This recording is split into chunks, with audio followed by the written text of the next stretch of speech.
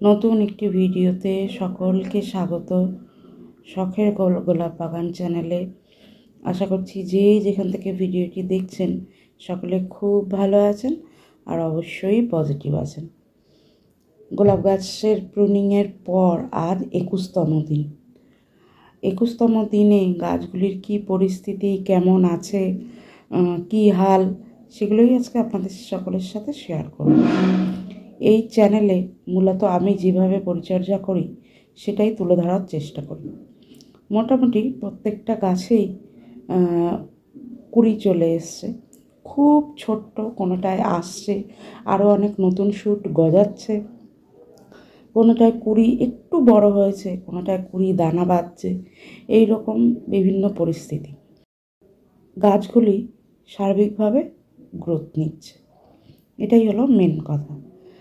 তো কটা ফুল ফুটবে কটা ফুল ফুটবে না আমি জানি না, কিন্তু চেষ্টা করছি ভালোভাবে করার।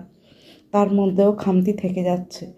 একটু ভুল, মানে চোখের ভুল, একটু বোঝার ভুল হলেই এই সময় মারাত্মক ক্ষতি হতে পারে, যার শিকার আমি হয়েছি। একটু বুঝে ওঠার আগেই আমার দুটো তিনটে গাছে বেশ বড় সড়ো ক্ষতি হয়েছে, সেগুলো আজকে আপনাদের সাথে শেয়ার করব। সেই কারণে গোলাপ গাছ করার সময় ভীষণভাবে একটু নজর রাখা দরকার, বিশেষ করে এই সময়। এই যে ঠান্ডা গরমের যে ভাব, সকালে গরম রাতে ঠান্ডা, এই যে ব্যাপারটা, এতে গোলাপ গাছে মাকড়ের প্রচণ্ড উৎপাতই বলবো, প্রচণ্ড মাকড়ের উৎপাত হয়, মাকড় অ্যাটাক হয়। থ্রিপস তো লাগেই। নতুন কচি যখন ডাল বেরোয়, নতুন শুট বেরোয়, তখন তো থ্রিপসের অ্যাটাক হয়, সেটা স্বাভাবিক। সেই পর্যায়টা আমরা কাটিয়ে উঠেছি, এখন কুড়ি আসছে। তো এখন হচ্ছে মাকড় লাগার ভীষণ সম্ভাবনা, কারণ পাতা তো একটু একটু করে ম্যাচিওর হচ্ছে, পাতার যে লাল ভাব সেটা কেটে গিয়ে সবুজ পাতা হচ্ছে। তো সেই কারণে মাকড় লাগার চান্স ভীষণ। এটা অ্যাভারেজ গ্রুপের গাছ, বেশ অনেকগুলো কুড়ি এসছে, দুটো তিনটে কুড়ি ম্যাচিওর হয়ে গেছে। যে ভুলটা আমার হয়েছে সেই ভুলটার কথাই প্রথমে বলি। প্রুনিং করার পর আমি একদিনও বরফ জল স্প্রে করি, এটা আমার বড় ভুল। আমার উচিত ছিল মাঝে মধ্যে একটু বরফ জল স্প্রে করা, অথবা মাকড়ের ওষুধ সপ্তাহে একদিন হলেও দেয়া। আমি ভেবেছি যে এখন তো ঠান্ডার ভাব আসছে, হয়তো মাকড় লাগবে না, হয়তো ফেব্রুয়ারির দিকেই মাকড় লাগার সম্ভাবনাটা থাকে, এখন হয়তো মাকড় লাগবে না। কিন্তু আমি ভীষণ ভুল ছিলাম। তো ভুল থেকে তো বেশ ভালো রকমের শিক্ষা আমার আজ হলো। মানে কি বলবো, দুটো তিনটে গাছ আমার যা ক্ষতি হলো না, শুটগুলো নষ্ট হয়েছে, এমন মাকড় লেগেছে। আর মাকড় লাগলে দেখলাম 24 ঘন্টার মধ্যে পুরো বাগান যেন ছেয়ে গেল।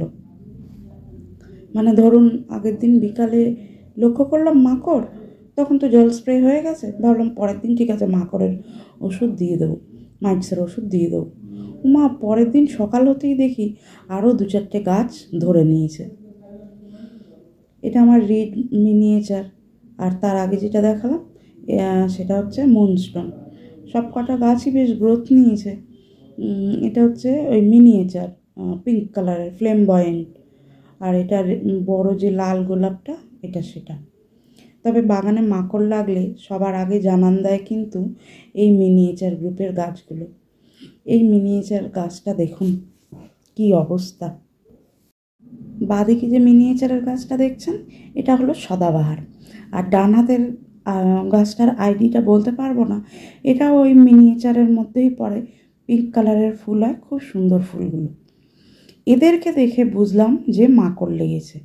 আর এই গাছটা দেখুন, এটাও একটা ইয়েলো কালারের গাছ, এরও আইডিয়া আমার জানা নেই। ওই দেখুন ভেতরে দেখেছেন পাতাগুলো কেমন হলুদ হলুদ হয়ে গেছে, আর ধরলেই না অটোমেটিক খুলে চলে আসছে কিছু কিছু পাতা। এই সব দেখেই বুঝতে পারলাম এগুলো মাইটস লাগার প্রবণতা। প্রথমে তো আগের দিন বিকালবেলায় প্রথমে মিনিয়েচারগুলোতে দেখলাম বেশ হলদে হলদে ফ্যাকাশে ফ্যাকাশে হচ্ছে পাতা, এবং পাতা উল্টে দেখলাম বেশ গুঁড়ো গুঁড়ো লেগে, মানে তাতে বুঝলাম যে মাকড় লেগেছে। আর আজকে দেখছি এই অ্যাভেলেন্সের গাছ, তারপরে ওই হলুদ গাছটা, এর ভেতরে 2-4টে করে পাতা এরকম হলদে হলদে হয়ে আছে, এবং পাতার পিছন উল্টালে ভয়ানক অবস্থা। সেই ভিডিওটাও করেছি আমি। পাতার পিছনে পুরো মাকড় ভরে রয়েছে। তো আমি আজকে একটা মেডিসিন দিয়েছি বরফ জলের সাথে, সেই মেডিসিনটা ভিডিওটার শেষে আছে। সবাই এটা থেকে সাবধান থাকবেন। এই কচি পাতায় যদি মাকড় একবার লাগে পুরো বাগান উজাড় করে দেবে। খুব সাবধান, একটু নজরে রাখবেন গাছগুলো। আমরা সারা বছর পরিচর্যা করি শীতের সময় এই সুন্দর ফুল দেখার জন্য। সে 2টো হোক, 4টে হোক, 10টা হোক, 20টা হোক, যাই হোক, কয়েকটা ফুল পেয়ে নিজের আনন্দ উপভোগ করার জন্য। তো সেই গাছগুলো যদি সামান্য একটু নজর আন্দাজের জন্য এত বড় ভুল হয়, সেগুলো কিন্তু মেনে নেওয়া যায় না, খুব কষ্ট হয়। আজকে এত খারাপ লাগছিল কি বলবো। এই দেখুন কি অবস্থা, দেখেছেন? পাতার পিছনটা দেখে বোঝা যাচ্ছে পুরো মাকড় ধরে রয়েছে। তো বরফ জল স্প্রে করতেই হবে। বরফ জলে খুব ভালো মাকড় কন্ট্রোল হয়, বরফ জলের থেকে ভালো কিছু হয় না। কিন্তু যেহেতু অতিরিক্ত পরিমাণে লেগে রয়েছে, সেই কারণে অবশ্যই মেডিসিন স্প্রে করা বাধ্যতামূলক। অবশ্যই মাকড়ের মেডিসিন স্প্রে করতেই হবে। বরফ জলের সাথে করতে পারলে খুব ভালো হয়। যে মেডিসিনটা আজকে দিচ্ছি সেটা হলো ওবেরন। ওবেরন ওষুধটা খুবই ভালো। 2-4 বার ইউজ করলে মাকড় চলে যায়, কিন্তু চলে গেলেও কিন্তু এই ওবেরনটা দিয়ে যেতে হবে। ওবেরন বা কাকাতেও মাকড় কন্ট্রোল হয় যদি কিনা ফ্রিজের জলের সাথে দেওয়া যায়। ওবেরন তো খুবই ভালো, একটু দামটা বেশি। আমি গত বছর কিনেছিলাম, তো আমার তো খুব বেশি গাছ না, অল্প কয়েকটা গাছ, 38টা কি 40টার মতন গাছ, সেই কারণে এখনও যাচ্ছে।